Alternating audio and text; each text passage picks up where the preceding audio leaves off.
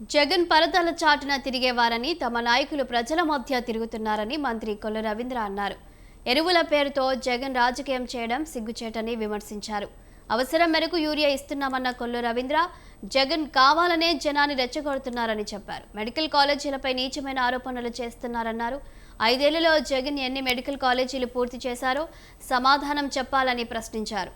Bandar medical college పనులపై జగన్ చర్చకు సిద్ధమా అని సవాల్ విసిరారు.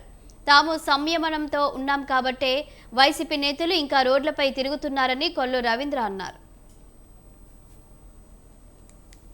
మొన్న జరిగినటువంటి సభని ఏదైతే సూపర్ 6 సూపర్ హిట్ కాదు, సూపర్ డూపర్ హిట్. అది ప్రజలకు ఇచ్చినటువంటి హామీలు వచ్చిన మొదటి సంవత్సరంలోనే ఇచ్చిన హామీలన్నీ కూడా నిలబెట్టుకున్నటువంటి ప్రభుత్వం కూటమి ప్రభుత్వం.